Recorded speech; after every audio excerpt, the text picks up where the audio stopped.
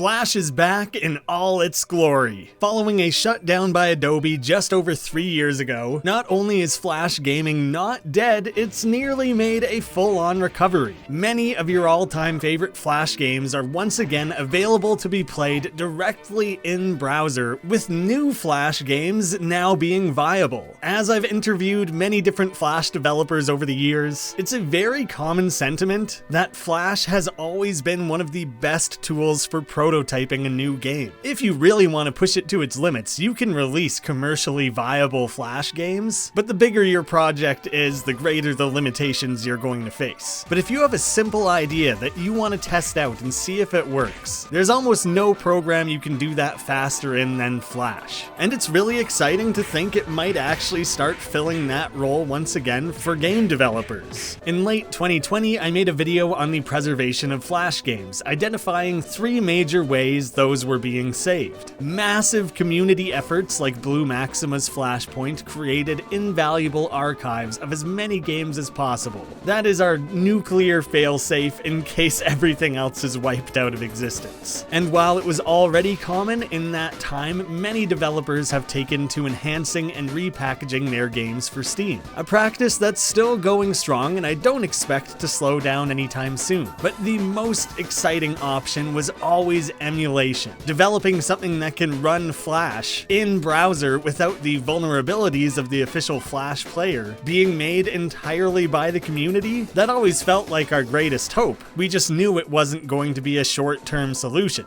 And now, on this slightly longer-term scale, we have Ruffle to thank. This effort is being led by Newgrounds' own Mike Welsh, and is a free open-source emulation solution that's been integrated directly into many sites, most commonly Flash game portals, but the integration with the Internet Archive lent a lot of credibility to this project, ensuring long-term access to both current, new, and archival content. Then just 2 years ago, I made another video celebrating the Flash Forward Game Jam started by Dungeonation over on Newgrounds. This was in the rather early days of Ruffle, a now annual event encouraging users to make new Flash games that would work with Ruffle. In the first year this jam was held, Ruffle was in its infancy and mostly supported ActionScript 1 and 2 games, while often struggling or failing with more recent ActionScript 3 titles. And even in the games that worked, there were occasional errors. But that team and community have made stunning progress, publishing new builds of it basically daily, now with the majority of old Flash titles fully working without issue. And for sites that don't have an integrated solution themselves, you can install extensions for Chrome and Mozilla. There are some major final hurdles to clear for full emulation, but the risk of all this legacy content being totally lost is seemingly a concern of the past. So with this video, I wanted to make sure people are aware of how far Ruffle has progressed, while also celebrating Flash gaming culture and all things Newgrounds. This is the 4th year this jam has been hosted, and this one actually had the largest turnout. And I'm hopeful that as more and more people discover how valuable of a development tool Flash is, we'll continue to see that grow year to year. If you're feeling all hyped up on Flash gaming goodness, then please go check out Gorgon Shield over on Steam. Welcome to Gorgon Shield. This is coming from Oliver Joyce, the solo developer behind the classic Flash series of your childhood Swords and Sandals. Gorgon Shield is a party-based RPG arcade roguelike. Ascend the tower atop a giant shield with your party of heroes, rotating them in real time to square them up against enemies to heal or repair your shield. This is being published by Two Left Thumbs, and it's been really cool to work so closely with someone I've admired my whole life, and to watch this game steadily take shape as it makes its way towards a launch later this year. Try out the demo for yourself, share some feedback, that's always valuable. Be sure to add that game to your wish list. It both helps us boost the game up in Steam's algorithm and ensures you are notified at launch. Thanks for hearing me out on that one. I'll have links down below and I hope you enjoy. Flash Forward 2024. We had 53 entries this year, and I'll quickly show off my personal favorites. I can't talk about every entry, but I'm gonna have sort of this honorable mentions section where I just talk about some random things that stood out to me while going through this list. As is fitting of the real Flash glory days, not every release is a banger, but I can't help help but love seeing the resurgence of experimenting in this program. I am curious if Kill Max was intended to be a play on my own Kill Bow. The thumbnail even features a guy in an orange shirt, but the interactive buttons don't seem to work, so it just plays out in rapid succession. I never properly made my video on Kill Bow 3. I should probably try to do that soon. Then there's Smooch Grounds, where you can smooch everyone. The perfect game for every tween in love with Friday Night Funkin'. There were a couple little dress-up games, one of the simplest things you can probably make in Flash. It's just kind of funny to see a throwback to that. Or taking shots at major IPs like this perfectly legal Steamboat Willie. After a long history of battling copyright and IPs on Newgrounds, it turns out it was all just a waiting game. And as those copyrights slowly expire, all hell will break loose on that site. It also weirdly looks like it was designed by Seth MacFarlane. I've got to give it up to T-Legend for being brave enough to ask, what if I made Riddle School? But worse. Those are their words, not mine. And also this one literally does have Peter Griffin in it. Or sorry, just someone who looks like Peter Griffin. Awfully sensitive about it. But then taking things a step further and rounding out the trio, we of course have a full-on Peter Griffin dress-up game. Oh no, Lois, I become a dress-up hentai. Newgrounds is exactly as I've always remembered it. While I was pretty crappy at it, and the variety on hand was minimal, I did think this Wolfenstein-like first-person shooter arcade game was really solid. And that wasn't even the only first-person shooter title I came across. I enjoyed this one as well. It just kind of never really led to anything. It ends as soon as you run out of ammo. It was awesome seeing Athletic Design make a return, doing his own spin on QWOP, but making it entirely a mouse-based challenge. I never quite improved beyond the stage of just winging the mouse around the screen like a madman. I respect that Ande came out there and put their own spin on a classic like Fishy. There's a decent start to something here, but it's very clearly unfinished. Tweak the movement, add some sounds, some UI, some music, just some basic things. I think it was a pretty fun idea. I would just want to see it expanded upon. And now this one nearly actually made my top 10. Flash has such a rich history of side-scrolling beat-em-ups, and I thought this was a fairly solid intersection of paying tribute to both the NES and Flash classics. Plus it was only made in a few days. That's surprisingly solid. Having played everything on this list, I can now go into a little more depth with my top 10. These are all relatively short games, so my reviews are going to reflect that. Survivalist by the Emerald Elias. You can't convince me this movie wasn't made 18 years ago. The chunky designs, inconsistent line work, random use of gradients, choppy animations, and all. Top to bottom, this has old school Flash written all over it. I would have really enjoyed if there was more than maybe just one scene where you could choose what the character does next. Have kind of a zombie survival stick fight Henry Stickmin thing going on. That could be really cool. Maybe in a sequel. As simple as this one is, I wanted to include it on the list because it was made by someone who was only 14 years old. This is great work, Elias. You're pushing yourself in all the right ways. And as small as it may be, finishing a project of this size is no easy task. So that deserves some commendation, and I hope you continue on with your animating journey. Quing vs. Cyberdevil. Who gives a damn about Drake and Kendrick with these two old schoolers throwing down? It's ironic you use Flash, but your style is so inanimate. These two have both been on Newgrounds for nearly 2 decades, and it's awesome to see that they're both so consistently creating and playing up a little rivalry here. Beast mode when it's under like you done deep throat out of the kitty. Someone's coming with a cheat code. It's a very simple fighting game where the fighter does double damage during their verses in the rap battle. It's pretty rough around the edges, but I appreciate it for what it is. Shadow Gauntlets from Vic Biss. This had a really cool concept. You float around whenever you're hovering over any object, and gravity kicks in when you aren't. And your only form of propulsion is shooting little orbs out of your, shadow gauntlets. Then adding the ability to grapple and swing off of anything with a darker color, and requiring a restart if you ever fall off or touch anything red. There's a nice simplicity there, and the set pieces at hand are fun and creative. But I found the controls and momentum were just a little too hard to get comfortable with. There's a solid idea here, but I struggled to ever make it past the first few levels. It's just lacking that extra level of precision that would be needed for a game that's this reliant on crazy flinging physics. Deeply Lost by Alejandro X Azul, a simple dreamlight game, making your way through small puzzle rooms, flipping switches, and collecting stars while attempting to grab the balloon just out of reach. I liked the opening little cutscene, although I found it kinda hard to read the words the way they were sketched in there, but overall I really enjoy the crayon-like art style and chill soundtrack. The perspective on the character and funky room pieces could be a little awkward to move around, and in the later levels where enemies show up that can insta-kill you and need you to restart was a little too frustrating for me, but all of that was forgiven because I was able to buy myself this cool hat. Look at that. Isn't that nice? But really, the vibes in this game were great, and even the puzzling wasn't bad. A little more polish on the gameplay, and I think this is shaping up really nicely.